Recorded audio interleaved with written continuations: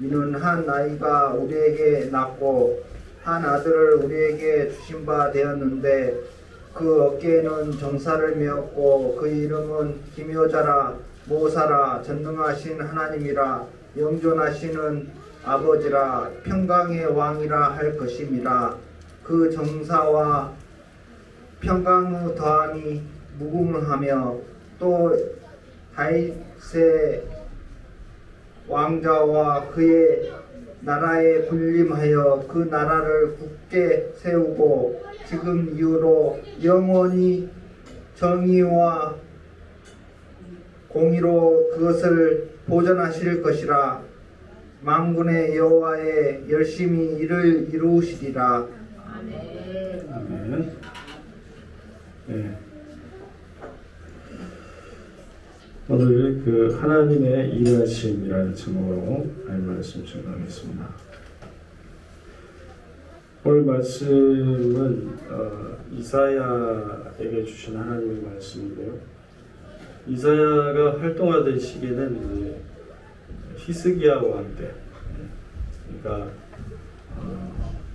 히스기야 왕 때 히스기야 6년에 어떤 일이 있었냐면 북이스라엘이 멸망합니다. 그러니까 북이스라엘이 사라져버려요. 남유다만 있고 북이스라엘이 누구에게 망해요? 아수르. 네, 그렇죠. 아수르에게 망하죠. 네, 아수르라고 하는 거대한 신흥 제국이 생겨요. 네, 그때 그 이전에도 있었지만은 그 제국이 이제 주변 국가들을 다 점령하면서 대제국이 됩니다. 그래서 아수르 살마네스 5세라고 하는 왕이 이제 북이스라엘 호세아 왕 시절에 AD 722년쯤에 이제 멸망을 시킵니다. 그래서 아수르가 점령을 다 해버리고 사마리아를 완전히 혁파한 다음에 어떤 방식을 쓰냐면 아수르의 점령 방식은 그 민족을 말살시키는 거예요. 그래서 민족을 어떻게 말살시키냐? 거기 있는 사마리아인들을 아수르 지역과 메대 지역으로 다 이주시켜버려요. 그게 이제 성경에도 나와요. 다 이주시키고 아수르의 주민들을 사마리아로 이주시켜요. 그래서 민족 자체의 정체성을 완전히 없애버리는 거죠. 그래서 우리가 누가복음 10장에 보면 선한 사마리아인의 비유가 있잖아요. 거기에서 사마리아인은 굉장히 사람 대접 못 받는 그런 인간 대접을 받잖아요. 그게 왜 그러냐면은 혼혈되어 있기 때문에. 그러니까 사마리아는 이미 이스라엘인이 아닌 거예요.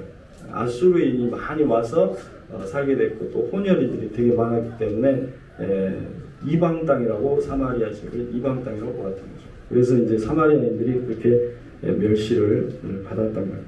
그래서 북이스라엘 멸망하는데 많은 사람들이 또 남유다로 피신을 왔어요. 그래서 이제 히스기야 왕이 잘한 게 뭐냐면 그때 유월절을 부활시킵니다.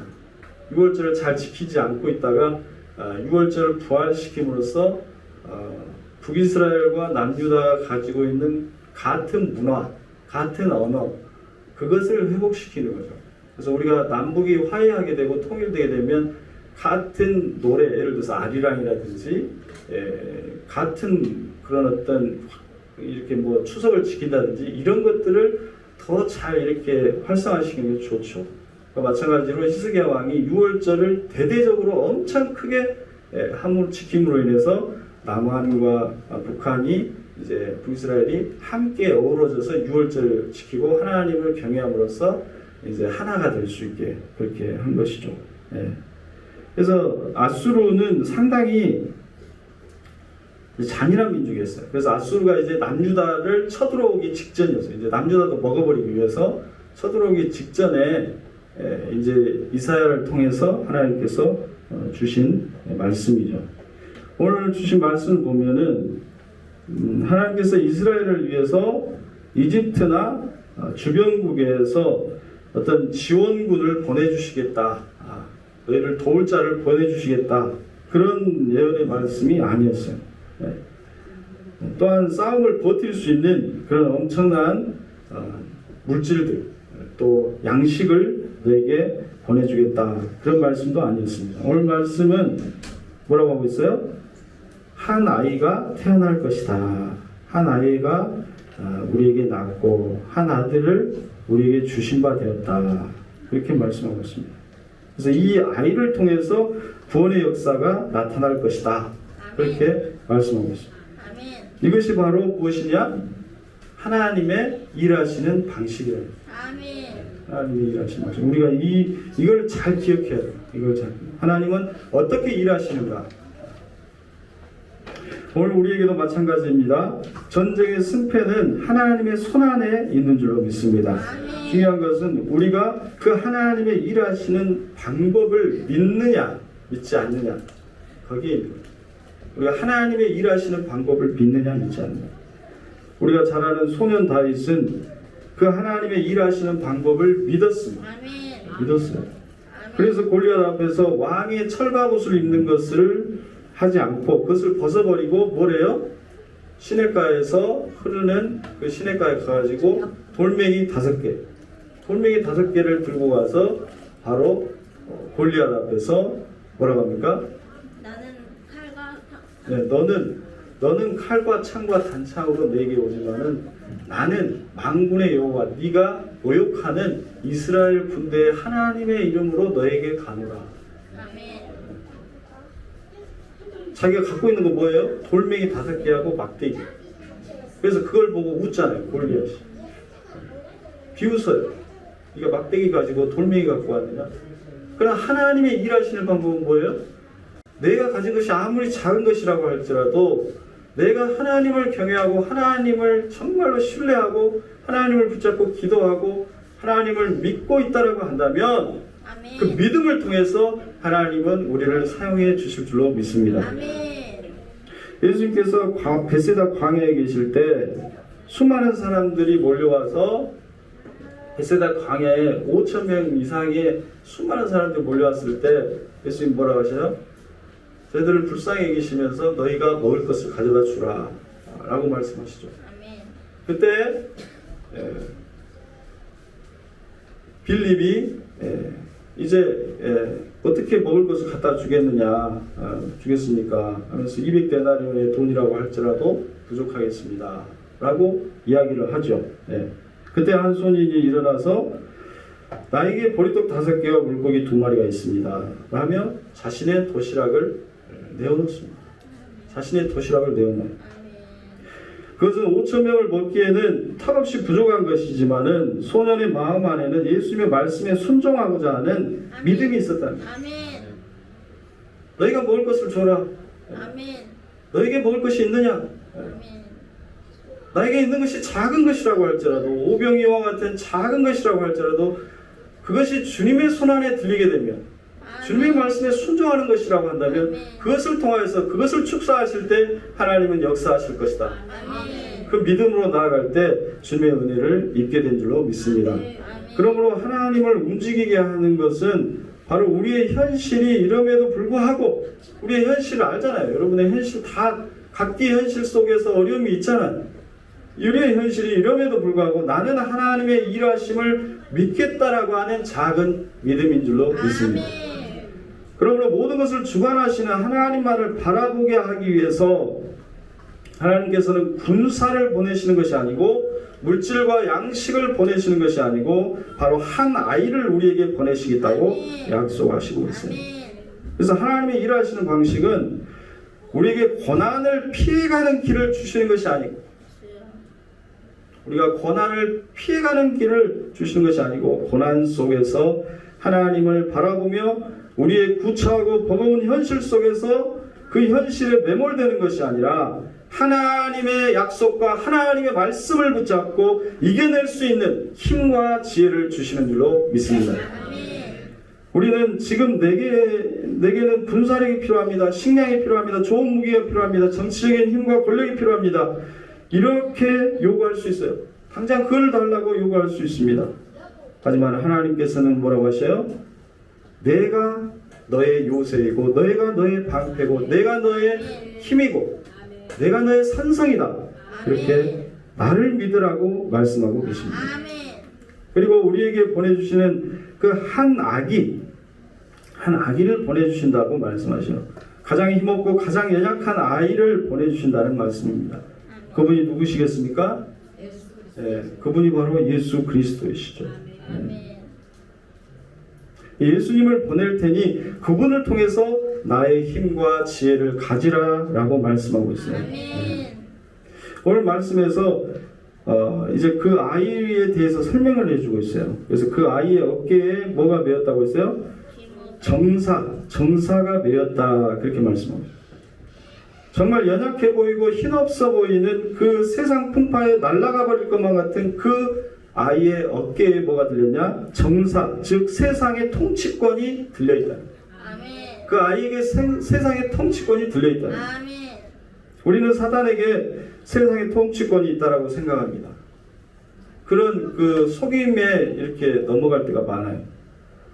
그렇지 않습니다. 사단은 하수인에 불과해요. 하나님의 그냥 하수인에 불과한 거예요. 예수님이 세상의 주관자시고 통치자이신 줄 믿습니다. 사단이 통치자인 것처럼 행세하고 있는 것에 우리는 속고 있는 경우가 많아요. 돈에 속고 힘에 속고 권력에 속고 있는 것입니다. 영적인 눈을 떠보면 세상의 통치권이 하나님께 있고 예수님께 있다는 것을 깨닫게 됩니다. 그러므로 우리가 영적인 눈을 뜨고 예수님을 붙들면 우리도 주님 안에서 세상을 이기는 자가 될 줄로 믿습니다. 세상에 휘둘리는 것이 아니라 세상을 통치하고 세상이 감당할 수 없는 그런 믿음의 사람이 될 줄로 믿습니다. 오늘 말씀에서 우리에게 오시는 이 아이의 정체에 대해서 4가지를 밝히고 있어요. 겉으로는 아이지만 하나님 보내신 분이시기 때문에 그 정체를 우리가 좀 잘 알 필요가 있습니다. 그래서 4가지 것을 좀 생각해 보겠습니다. 첫째는 뭐라고 했습니까? 기묘자라 모사라. 헬라어로는 슈무팔레 요에츠라고 하는 그 히브리어인데요. 이거는 이제 영어로 하면 원더풀 카운셀러. 그러니까 우리는 이제 그 기묘자다. 그러면 정말 그 놀랍다. 그리고 상담자, 카운셀러 상담자잖아요. 근데 이거를 이렇게 따로 생각하는데 사실은 이건 좀 잘못된 번역이에요. 그러니까 함께 붙여야 됩니다. 그러니까 놀라운 경이로운 상담자. 주님은 놀라운 경이로운 상담자인 줄로 믿습니다. 그래서 예수님은 우리의 경이로운 상담자시라는 거예요. 그래서 기도할 때 우리의 모든 것을 아시고 우리의 신음에 응답하시는 분이 바로 예수 그리스도이신 줄을 믿습니다. 그래서 주님은 우리에게 항상 말씀하셔요. 우리가 잘 듣지 못할 뿐입니다. 저도 아침에 이렇게 30분씩 큐티를 이렇게 하는데요. 또 아침에 4명의 아이를 보내야 되기 때문에 쉽지 않아요. 매일같이 이렇게 큐티를 한다는 것이 때로는 또 바쁠 때도 있고 그래서 때로 못할 때도 있죠. 네, 굉장히 바쁘지만은 그래도 이렇게 하다 보니까 훈련이 되더라고요. 그래서 말씀을 듣는 것도 하나의 훈련이구나 그런 생각을 하게 됩니다. 그래서 힘들고 때로는 귀찮아도 지속적으로 반복하는 것이 이제 훈련이죠. 그래서 우리가 특전사와 일반 병사의 차이는 훈련의 양에 있다고 하더라고요. 그러니까 훈련의 난이도에 있는 것이 아니라 막 어려운 훈련을 막 하기 때문에 특전사한 것이 아니라 같은 훈련이지만은 일반 병사 10번 한다면 특전사는 그것을 100번 하고 1000번 하는 거예요. 그래서 실전 상황에 대비될 수 있도록 그러니까 기본적인 것을 로펠 하거든요. 일반 병사도 다 유격도 다 하고요. 하지만은 특전사는 매일같이 계속해서 하는 거예요. 그걸. 그렇기 때문에 특전사인 것이죠. 여러분이 같은 것을 계속 반복하다 보면 훈련이 된다는 거예요. 근육이 생긴다. 영적인 근육이 생기는 거예요. 그래서 이렇게 계속해서 매일같이 이렇게 큐티를 하는 겁니다. 그래서 여러분들이 훈련이 되게 되면은 이제는 큐티하는 잠깐의 시간 동안 기도할 수 있게 돼요. 잠깐의 그 말씀 통해서 기도할 수 있게 되고 하나님의 음성을 들을 수 있게 되는 것입니다. 매일 아침에 이렇게 보내드리는 큐티 말씀 잘 묵상하시기 바랍니다. 이와 같이 큐티 말씀 통해서도 말씀하시고 여러분의 양심으로도 말씀하셔요. 하나님 말씀은 여러분의 양심으로도 말씀하시고 또 주변 사람들을 통해서도 말씀하시고 다양한 방식으로 여러분들에게 말씀을 주시는 것입니다. 우리가 조금만 더 귀를 기울인다면 주님의 섬세하신 음성을 듣게 되고 그 음성을 통해서 우리의 영혼은 경이로운 상담자와 함께 살아가는 그 놀라운 기쁨을 누리게 되는 줄로 믿습니다. 두 번째는 그 이름의 정체는 뭐냐? 전능하신 하나님이시다. 그렇게 말씀하셔요. 말씀이 참 아이러니한 말씀이죠. 전능하신 하나님과 한 어린 아이, 그 같다는 거예요. 그 아이를 보내겠는데 그 아이가 누구냐? 전능하신 하나님이시다는 거예요. 매우 이해하기 힘들어 보이는 말씀입니다. 그러나 이것이 하나님의 말씀이고 하나님의 일하시는 방법이라는 것입니다. 하나님께서 우리에게 보내주시는 아기 예수님은 정말로 여리고 순수하고 약해 보이지만 그분이 하나님, 전능하신 하나님이시고 그분이 바로 만물을 창조하신 하나님의 형상이라는 것입니다. 우리는 그 말씀을, 그 예수님을 통해서 뭘 보냐? 하나님의 형상을 보는 거예요. 예수님을 통해서 하나님의 형상을 보는 거예요. 그래서 우리가 볼 수 없고 만질 수 없는 그 형상을 예수님을 통해서 성육신하신 전능하신 하나님을 우리는 보는 것이고 만질 수 있는 것이에요. 그래서 요한복음 20장에 보면은 토마에게 부활하신 예수님이 나타나시죠. 그래서 뭐라고 하셔요? 내 옆구리요. 내 옆구리를 좀 이렇게 떠서 만들어. 너가 그 보지 않고는 못 믿겠다고 하니까 손에 못자국을 봐라. 또 옆에 창자국을 봐라. 그래서 이렇게 믿지 않는 자가 되지 말고 참 믿는 자가 되라고 이렇게 말씀하시죠. 그러니까 그것은 이것을 통해서 알 수 있는 것은 예수님의 사랑이라고 하는 것은 단지 말로만 하는 사랑이 아니라는 거예요. 그분은 몸으로 보여주시는 사랑을 하시는 거예요. 여러분들에게 몸으로 보여주셔요. 그래서 우리는 주님의 사랑을 손으로 만질 수 있고 몸으로 느낄 수가 있는 거예요. 그냥 주님은 말로만 하는 사랑이 아니에요. 이같이 전능하신 하나님께서 가장 연약한 아이로 이 땅 가운데 우리 가운데 굳이 오신다는 이유는 우리를 진실로 사랑하시기 때문에 그렇습니다. 그 하나님의 사랑의 내용은 단지 우리를 죄에서 구원하시는 것에만 있는 것이 아니라 우리가 하나님의 형상을 회복하는 데 있어요. 그래서 오시는 겁니다. 그래서 가장 우리와 같은 어린아이로 우리와 같은 모습으로 오시는 것이죠. 그래서 그 주님은 우리 안에 무너진 그 하나님의 형상을 회복하시기 위해서 굳이 우리 가운데 가장 연약한 인간으로 오셔서 그 형상을 회복시키는 모델이 친히 되어주시는 거예요. 당신이 모델이 되어주시고 우리가 그 하나님의 형상을 회복하는 모든 과정 가운데 모든 희노애락과 아픔과 즐거움과 또 성장하는 모든 과정 속에서 주님이 우리와 함께 하시고 그 하나님의 형상을 회복하는 모든 과정 속으로 인도해 주시는 줄 믿습니다. 동물과 사람은 흑으로 만들어진 것은 동일해요. 그래서 여섯째 날 만들었다고 했을 때 동물도 흑으로 만들었다고 해요. 사람도 흑으로 만들었고. 근데 사람은 또 뭘 합니까? 생기를 불어넣죠. 하나님의 호흡을 불어넣습니다. 그리고 뭐라고 하십니까? 하나님의 형상대로 만들었다라고 말씀하십니다. 하나님의 형상. 그러니까 우리의 진짜 정체성은 흙이 아니라 하나님의 형상이 우리의 진짜 정체성입니다. 여러분들의 진짜 정체성은 하나님의 형상으로 창조되었다는 겁니다. 그래서 우리는 본능을 가진 동물로도 살아가지만은 우리의 진짜 정체성은 하나님의 형상을 가지고 세상 속에서 하나님의 빛을 발하며 살아가도록 창조된 줄로 믿습니다. 세 번째로 그 아이의 이름을 영존하시는 아버지다 그렇게 말씀하셔요. 영존하시는 아버지다. 우리에게 오시는 예수님은 잠깐 있다가 우리를 떠나시는 분이 아니라는 거예요. 그분은 영원토록 우리와 함께 계시는 분인 줄 믿습니다. 내가 주님을 떠나더라도 주님은 떠나지 않는다는 거예요. 영존하신 아버지라는 거예요. 여러분 아버지가 떠나시겠습니까? 우리를 자녀 삼으셨기 때문에 여러분들 자녀 삼으셨기 때문에 하나님은 아버지로서 우리 아버지로서 영원토록 우리를 인도하시고 함께 하시는 줄 믿습니다. 근데 간혹 뉴스에 보면 부모가 자녀를 버리는 것을 보고는 합니다.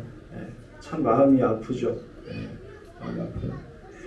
그러니까 인간의 부모는 영존하는 부모가 아니기 때문에 영원한 부모가 아니기 때문에 영존하는 부모가 아니에요. 인간의 부모는 유한한 존재입니다. 그래서 불완전하고 때로 그 사랑 안에 하나님의 사랑의 어떤 이미지가 들어있긴 하지만은 그 사랑도 여전히 불완전한 것입니다. 그러나 하나님 아버지의 사랑은 완전하신 사랑이고 영원하신 사랑이고 우리를 향한 사랑과 돌봄과 인도하심이 영원한 줄로 믿습니다. 그래서 주님은 결코 우리를 버리시지 않는 것입니다. 마지막으로 그분은 평강의 왕이라 평강의 왕이라 했습니다. 평강은 히브리어로 뭐래요? 네, 샬롬. 네, 샬롬. 한나점이 2개 맞췄죠? 샬롬. 네. 샬롬이라는 뜻은 1차적으로 내적으로 마음이 질서가 잡혔다. 내적으로 마음이 질서가 잡히고 정돈이 되어서 안정된 상태를 의미합니다. 그래서 마음의 평강이 있으면 어때요? 외부의 자극이나 풍랑에도 흔들리지 않게 되는 거죠. 그래서 성경에서의 샬롬은 근데 그것도 그 세상에서도 되게 많이 이야기하잖아요. 마인드 컨트롤에 대해서. 근데 이 샬롬은 하나님 말씀하신 샬롬은 인간 스스로의 마인드 컨트롤로 얻어지는 것 그걸 얘기하는 게 아니에요. 즉 불교에서 말하는 해탈의 경지에 이르렀다. 그래서 자기 스스로 어떤 경지에 이르면은 세상의 외부 자극에도 상관없이 딱 평강을 유지하는 것 그런 것과는 다른 거라는 거예요. 그러니까 샬롬이라는 것은 하나님이 우리에게 주시는 거라는 거죠. 그래서 외부로부터 우리에게 오는 거예요. 외부로부터 우리에게 오는 거예요. 내 안에 있는 자원으로 하는 것이 아니라 하나님이 우리에게 주시는 거예요. 그래서 요한복음 14장 27절에 보면 평안을 너에게 끼치노니 곧 나의 평안을 너희에게 주노라. 나의 평안을 너희에게 주노라. 내가 너희에게 주는 것은 세상이 주는 것과 같지 않다. 너희는 마음에 근심하지도 말고 두려워하지 말라 라고 말씀하십니다. 주님이 우리에게 주시는 평안은 세상이 결코 흔들 수도 없고 빼앗을 수 없는 평안인 줄로 믿습니다. 그 평안은 오직 예수 그리스도를 만날 때 주어지는 거예요. 예수 그리스도를 만날 때 주님이 나를 만나주시고 나를 존귀하게 여기신다라고 하는 사실을 깨달았을 때 여러분들 부모가 나를 존귀하게 여긴다 또는 아내가 나를 존귀하게 여긴다라고 하는 그것만 깨달아도 얼마나 정말 자존감이 있고 살아나고 정말 얼마나 기쁩니까? 그런데 예수 그리스도께서 하나님께서 살아계신 하나님께서 나를 받아주시고 나를 존귀하게 여겨주신다. 나를 정말 사랑하신다라고 하는 것을 깨달았을 때 비로소 자신이 얼마나 소중한 존재인지를 깨닫게 된다는 것입니다. 그때 비로소 세상의 판단과 세상의 정죄와 세상의 가치 기준을 뛰어넘어서 하나님의 기준 안에서 살아가게 되는 것입니다. 그래서 참된 자존감을 갖고 살아가게 된 줄 믿습니다. 샬롬의 두 번째 의미는 관계적이다는 거예요. 샬롬은 내가 어떤 하나님의 평안 안으로 살아가는 것도 맞지만 두 번째 의미는 관계적인 샬롬이에요. 샬롬은 주로 다른 사람과의 관계에서 사용하는 단어이기 때문에 그렇습니다. 그래서 이제 유대인들은 늘 이렇게 다른 사람들 만나면 샬롬 이렇게 그것은 평안하냐라고 하는 것은 관계가 좋냐 그걸 물어보는 관계. 그래서 관계에 무슨 문제가 없냐라는 표현인 거죠. 그래서 나 혼자만 평안한 것은 샬롬의 1차적인 의미만 실현된 것입니다. 온전한 샬롬은 관계 안에서 이루어지는 샬롬이에요. 그래서 하나님의 평강을 소유한 사람은 타인과의 관계에서도 샬롬을 퍼뜨리는 사람. 샬롬을 퍼뜨리는 사람. 그래서 화평케 하는 자는 하나님의 아들이라 칭함을 받게 된다. 이렇게 말씀하고 있는 거죠. 그래서 그리스도인들이 나 혼자만 복받고 잘 살면 된다라고 생각하면 안 됩니다. 이웃과 함께 타인과 함께 샬롬을 누리는 것이 진정한 그리스도인인 것입니다. 이 예화 하나만 하고 마치겠습니다. 제가 언제 한번 한 것 같은데요. 대학원 다닐 때 저는 종교철학을 전공했는데 종교철학에서 좀 유명하신 교수님 배철현 교수님이라고 하는 분이 계신데 그분이 이제 한 얘기입니다. 자기가 이제 겪은 얘기죠. 하버드에서 종교학을 공부를 했는데 거기에는 이제 기숙사가 이렇게 있는데 방은 각자 따로 쓰는데 5층이라고 해요. 근데 이제 샤워실하고 화장실은 공동으로 5명이 이제 공동으로 사용하게 되었대요. 그래서 방은 따로이지만은 샤워실과 화장실은 따로인 거죠. 그래서 그것을 이제 5명이 쓰게 되는데 출신이 첫째는 미국인으로서 한 대형교회 목사님이셨어요.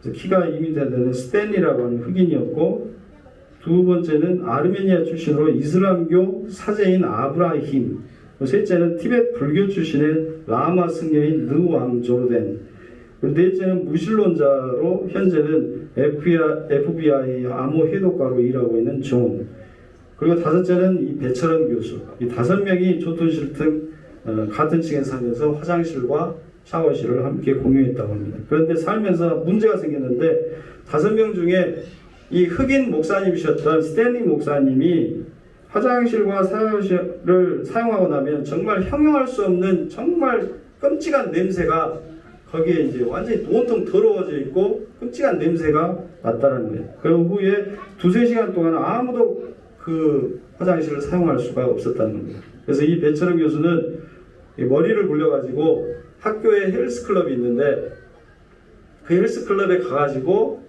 샤워와 화장실을 다 사용하고 그리고 나서 이제 기수 와서 잠만 자는 그런 이제 잔꾀를 부린 거죠. 그래서 그것을 4명에게 다 통보를 하고 나는 이 화장실 샤워실 안 쓸 테니까 청소도 너희들끼리 알아서 해라. 그래서 나름대로 이렇게 지혜를 발휘했다라고 생각하고 자기 스스로 이제 평안을 되찾았다고 합니다. 이 똑똑한 한국인 학자는 자신의 편의만을 생각하고 다른 4명이 어떻게든 살라고 하고 자신은 쏙 빠지게 된 것입니다. 보통의 한국인들이 그렇게 한다고 합니다. 어떤 복잡하고 피해가 예상되는 일이 생기게 되면 자신의 미꾸라지처럼 쏙 빠지고 책임을 회피하는 것은 한국인들의 일상의 모습이라는 것입니다. 그런데 이 배철원 교수가 밤에도 화장실 갈 때가 있잖아요, 사람이. 그래서 밤에 또 헬스클럽까지 가가지고 화장실 가기가 힘드니까 어느 날은 그냥 이제 다 자고 있으니까 화장실을 한번 갔대요. 근데 너무나 깨끗하고 향기로운 냄새가 나더랍니다. 그래서 야, 오늘은 누가 치웠나 보네. 그래서 오늘만 그런 일이 있었나 보다 했는데 다음번에도 또 밤에 이렇게 화장실을 사용할 때 똑같이 깨끗해져 있고 냄새가 하나도 안 나고 향기로운 냄새가 오히려 났다고 합니다. 알고 보니 티베트에서 온 느왕 스님이 이 미국인 목사님이 이를 보고 나서 화장실을 완전히 망쳐놓으면 손살같이 화장실로 뛰어가가지고 냄새나는 뒷정리를 다 하고 물청소를 하고 냄새 좋은 향까지 피워놓는다는 것입니다. 그것을 거의 매일같이 그렇게 했다는 것이죠. 1년이 지난 어느 날 모두가 기숙사를 퇴거해야 되는 날이 되었습니다. 그런데 무신론자였던 존이라고 하는 사람이 할 말이 있다고 하면서 5명이 다 모이라고 해가지고 같이 앉았다고 합니다. 그리고 내가 1년 동안 생활해봤는데 나는 무신론자다. 그런데 만일 내가 어떤 종교를 선택해야 되는 순간이 된다면 적어도 스탠리 목사나 아브라함 임마, 특히 배철원 교수가 믿는 종교는 절대 믿지 않겠다. 이 배철원 교수는 그리스도인이거든요. 신학을 전공한. 만일 내가 누군가를 믿어야 된다고 한다면 티벳의 승려인 느왕의 신을 믿을 것이다 라고 말했다는 것입니다. 그 말을 듣고 백예수는 충격에 빠지고 맙니다. 그는 그리스도인으로서 제법 신앙이 좋다고 스스로 생각했기 때문에 그 충격은 더 컸습니다. 내가 알던 나만의 평안은 결국 허울 좋은 이기심에 불과했다라고 하는 것을 그가 깨닫게 되고 맙니다. 그래서 진정한 샬롬이라는 것은 나와 너 모두가 함께 평화로운 것이고 이를 위해서 그리스도가 우리 가운데 섬김의 종으로 오셨고 희생제물로 오셨다라고 하는 것을 그가 그 사건을 통해서 몸으로 깨닫게 됐다라고 고백하는 것을 들었습니다. 그리고 그 샬롬은 말로만 하는 것이 아니라 샬롬을 위해서 행동하는 샬롬이 되어야 합니다. 말로만 하는 샬롬이 아니라 내 삶의 영역 속에서 내 삶 속에서 행동하는 샬롬이 되어야 된다는 것을 깨닫게 되었다는 것입니다. 오늘 말씀 마지막 절에 만군의 여호와의 열심이 이것을 이룰 것이다 라고 말씀합니다. 그것은 하나님은 오늘도 우리를 위해서 행동하시는 분이시라는 거예요. 아멘. 그냥 멈춰 계시는 분이 아니라 여러분들을 위해서 여러분들과 계속해서 대화하기 위해서 문을 두드리고 계시는 거예요. 그리고 여러분의 삶 속에서 여러분의 삶과 동행하시기 위해서 끊임없이 함께 하시기 위해서 행동하시는 거예요. 여러분의 삶을 인도하시기 위해서 끊임없이 모든 것을 섭리하시는 거예요. 그분이 바로 우리 주님이신 줄 믿습니다.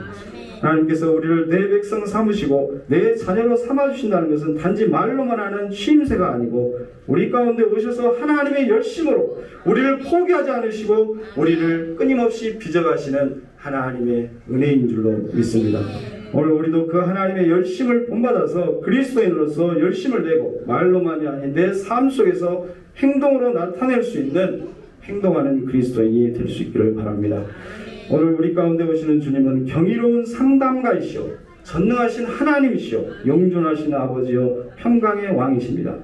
그 주님의 놀라운 그 함께 하시는 은혜가 여러분의 삶과 가정에 넘치시기를 주님의 이름으로 축원합니다. 기도하겠습니다.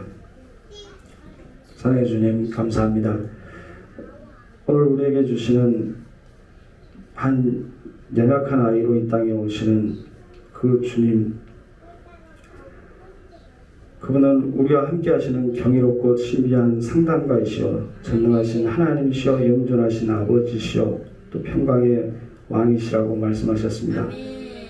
주님, 우리는 여전히 연약합니다.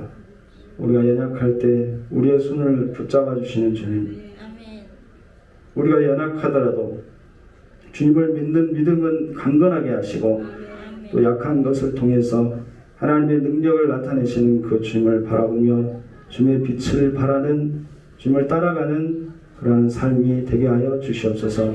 한 걸음 한 걸음 주님을 더 알아가고 주님과 함께 동행하며 주님의 형상을 나타내게 하시고 참된 샬롬의 길을 걸어가는 우리의 삶이 되게 하여 주시옵소서. 함께 할 줄 믿사옵고 예수 그리스도의 이름으로 기도드리옵나이다. 아멘.